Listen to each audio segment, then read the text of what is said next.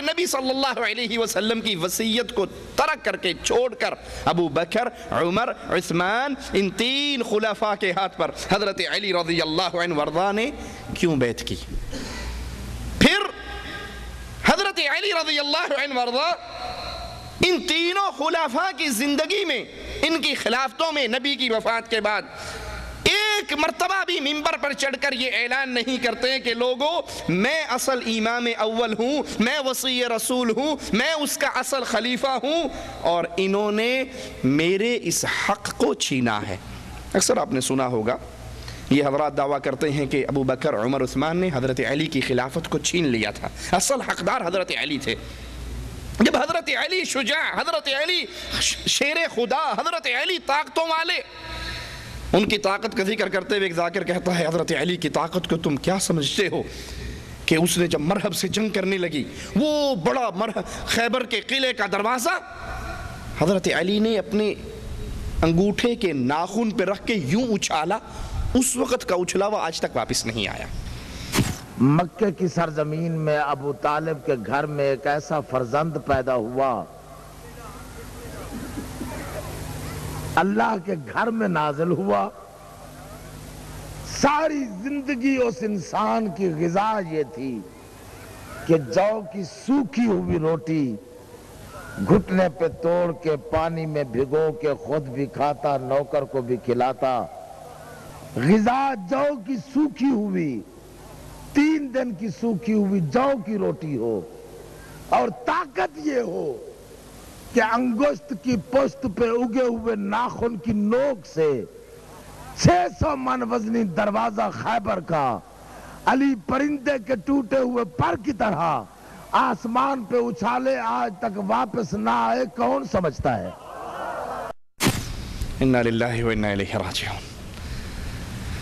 اتنی طاقتوں والے تو نبی کی جو یہ وصیت تھی، نبی کا جو یہ حکم تھا، نبی نے جو یہ خلافت حضرت علی کو دی تھی بقول تمہارے، تو حضرت علی نے زندگی میں ایک مرتبہ بھی منبر پہ چڑھ کر اپنے اس وصی ہونے کا اور اپنی اس خلافت کا اعلان نہیں کیا، لوگوں کو نہیں بتایا کہ میری خلافت غصب ہو چکی ہے، مجھ سے ابو بکر، عمر، عثمان خلافت چھین چکے ہیں اور اصل حقدار میں ہوں۔ تو کیا حضرت علی نعوذ باللہ عاجز، مجبور ہو گئے تھے، یا ان کی شجاعت بزدلی میں تبدیل ہو گئی تھی؟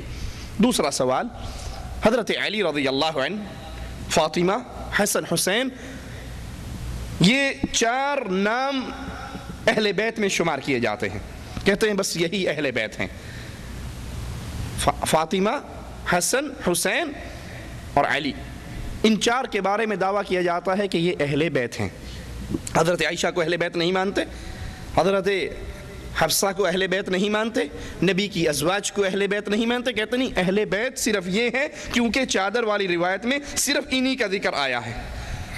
ہم کہتے ہیں ٹھیک ہے، آپ کی بات مان لیتے ہیں، یہ 4 اہل بیت میں سے ہیں۔ سوال یہ پیدا ہوتا ہے، آپ نے تو 12 کے 12 ائمہ کو معصوم گردانا ہے، آپ کے عقیدے کے مطابق 12 کے 12 ائمہ معصوم ہیں، بلکہ 14 حضرت فاطمہ اور حضرت رسول صلی اللہ علیہ وسلم ان میں شامل ہو کر یہ 14 معصوم ہیں۔ تو سوال یہ ہے، حدیث میں تو صرف 4 کا نام آیا، باقی 8 کو آپ نے کس دلیل کے مطابق ائمہ معصومین میں داخل کیا؟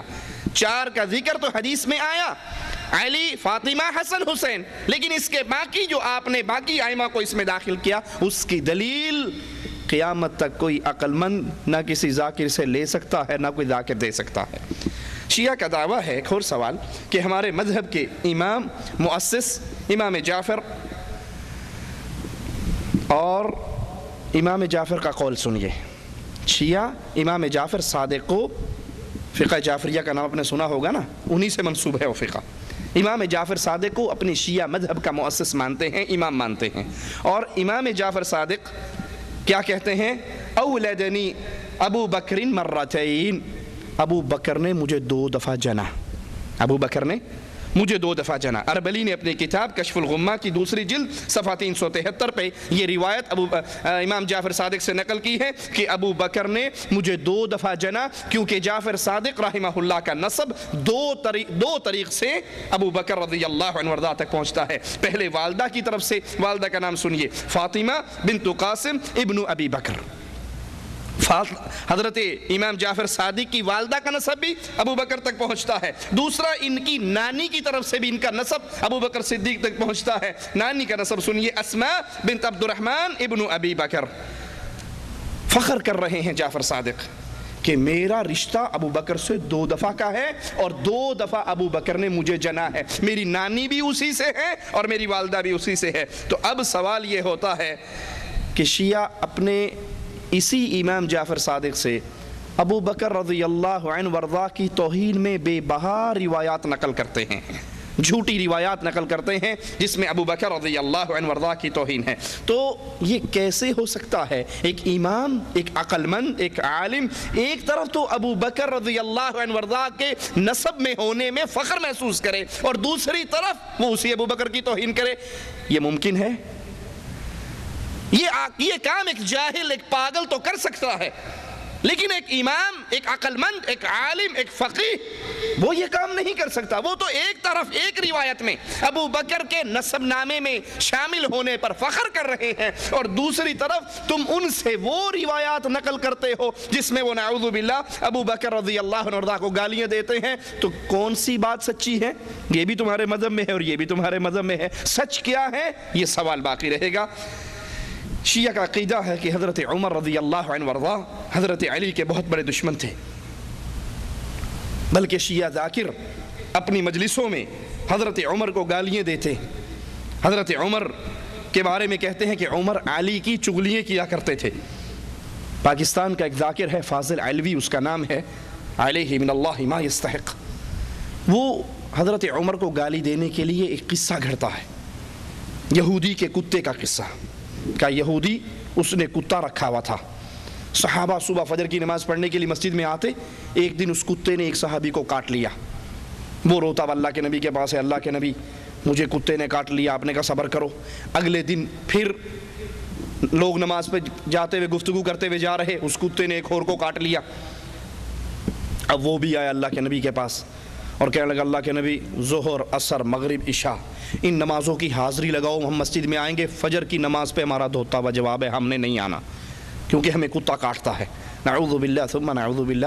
صحابہ کی توہین کرتے ہوئے وہ جملہ کہتا ہے نقل کفر نباشد کہ نبی پریشان ہو گئے کہ اگر روزانہ میرا ایک صحابی اس طرح پینچر ہونے لگا، لا حول ولا قوت الا باللہ، انا للہ و انا الیہ راجعون، تو میری مسجد تو خالی ہو جائے گی. نبی نے کہا چلو یہودی کے پاس چلتے ہیں، کتے کا بندوبست کرتے ہیں. کہا یہ سارے کے سارے یہودی کے پاس چلے گئے، نبی بھی صحابہ بھی ساتھ ہیں.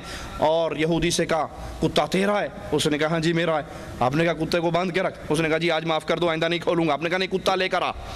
کہا جب نبی نے کہا نا کتا لے کر آ، تو کہتا ہے کاش یہ کیمرے وہاں پر ہوتے اور فلم بناتے. ایک بڑے لمبے قد کا آدمی، اشارہ حضرت عمر رضی اللہ عنہ کی طرف، بڑے لمبے قد کا آدمی، بلڈ پریشر کا مریض. وہ کہنے لگا سرکار پہلے ایک ایک کو کاٹا ہے، اب سارے اکٹھے ہیں، سب کو نہ کاٹ لے. آپ نے کہا نہیں یہودی کتا لے کر آ. کتا آیا. آپ نے کہا کتے میرے صحابہ کو تو نے کاٹا ہے؟ کہنے لگا ہاں. آپ نے کہا کیوں؟ تو فاضل علوی کہتا ہے کہ اس نے کہا کہ یہ ہیں ہی اسی قابل. لا حول ولا قوت الا باللہ، انا للہ و انا الیہ راجعون. کتا کہنے لگا اللہ کے نبی آپ سے میں بات کر رہا ہوں، میری گفتگو آپ سمجھ رہے ہو، یہ نہیں سمجھ رہے. مجھے انسانوں والی زبان دو، میں بتاتا ہوں میں کیوں کاٹتا ہوں. آپ نے کتے کو انسانوں والی زبان دے دی. تو وہ کتا فوراً کہنے لگا آپ نے کہا تھا نا جس کا میں مولا اس کا علی مولا. کہا ہاں میں نے کہا. کہا پھر آپ بھی میرے مولا، علی بھی میرے مولا. یہ گلی میری میں سے گزرتے ہیں، غیبتیں چغلیاں علی کی کرتے ہیں، ان کو کاٹوں یا نہ کاٹوں؟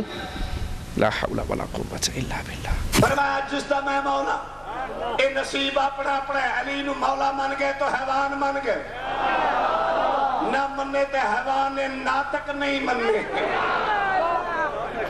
نبی پاک کے زمانے چک یہودی آ مسرت بھائی اس کتا رکھے ہوئے سوانتا ضلع چکوال والے نو کتیاں دے دسن دی لوڑی نہیں. تسی تے کتیاں دی جنساں قسماں جانتے ہو، کئی چھوٹے کتے کئی بڑے کتے، بڑے ٹھرکی ہیں. توجہ ہے اور یہودی کتا رکھے ہوئے تے جڑے بندے کتے رکھتے ہیں انہیں تو پتہ ہے نا میں دیا بند دینا تے راتی چھوڑ دینا. انہیں کہا دینا راتی چھوڑ دے. یہ مجلس کا اعلان ہے, سوال نہیں. وہ ماں پتر ہی نہیں چاہیا جڑا فاضل دی آنکھ چک پا کے گل کرے.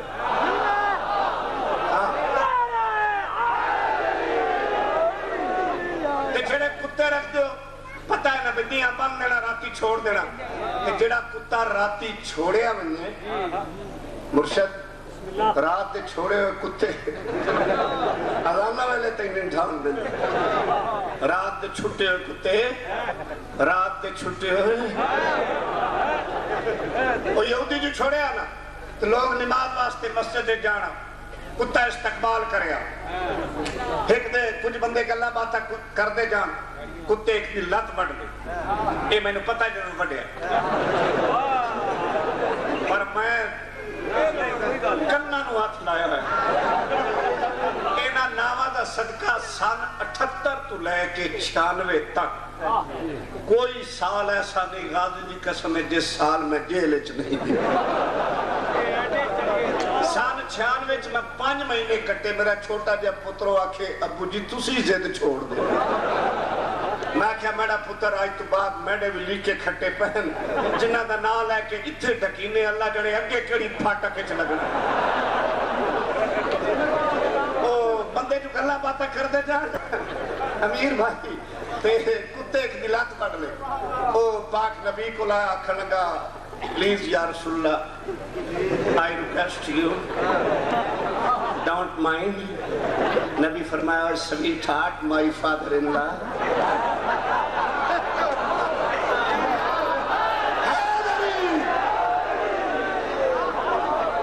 کی پرابلم ہے اسا کیا جے پوچھ دے ہو میری پلی کپی تھی. سرکار فرمایا حوصلہ کر دعا دے پھر آیا پھر انہیں یار کئی بندے گلہ باتا کر دے جان کتے پھر ایک دلات بڑھ. وہ بھی آکھنا کہ جناب گزارش ہے باقی ساری نمازہ دی حاضری مسیح تے لاؤ.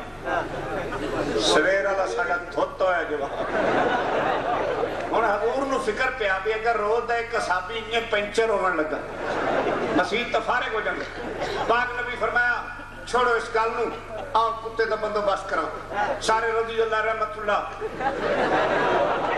نال کھتے یہودی دے مکان پہ آئے دروازہ کھٹکایا یہودی باہر آیا. سرکار فرمایا کتا تیرا ہی؟ اسا کہ جی میرا. سرکار فرمایا کوئی بندوبست کر. اسا کہ یا حضور تسی آج معافی دے دو ابو میں نہ چھڑے سے.